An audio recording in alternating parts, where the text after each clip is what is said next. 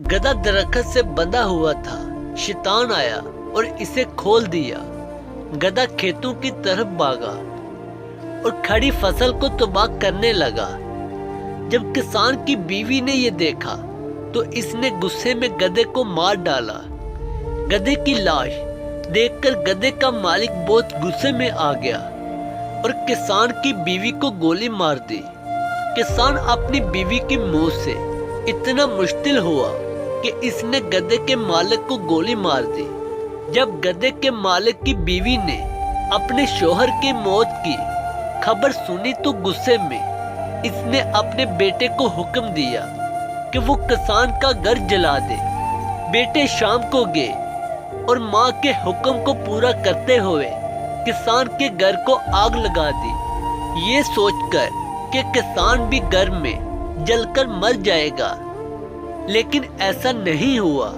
किसान वापस आया और गधे के मालिक के तीनों बेटों और बीवी को कत्ल कर दिया। इसके बाद किसान ने तौबा कर ली और शैतान को कोसने लगा। शैतान ने नाराज होते हुए कहा कि मैंने तो कुछ भी नहीं किया, सिर्फ गधे की रस्सी खोली थी। लेकिन सब ने रद्दे अमल ज़ाहिर किया। रद्दे अमल के जवाब में और ज्यादा और शदीद रद्दे अमल ज़ाहिर किया और अपने अंदर की खबासत को बाहर आने दिया। लिहाजा अगली बार जवाब देने, रद्दे अमल ज़ाहिर करने और किसी से बदला लेने से पहले रुक जाएं और एक लम्हे के लिए सोचें। कभी कभी शैतान हमारे दरमियान सिर्फ गधा छोड़ देता है और बाकी काम हम खुद करते हैं। रोजाना टीवी चैनल गधे छोड़े होते हैं। कोई ग्रुप में एक गधा छोड़ देता है, कोई फेसबुक पर गधा छोड़ देता है।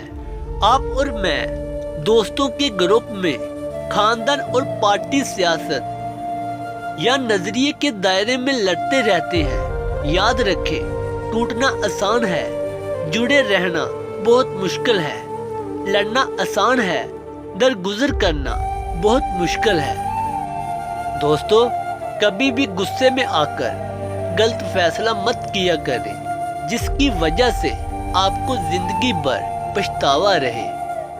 दुआ है कि अल्लाह ताला हम सबको इस पर अमल करने की तौफीक अता फरमाए।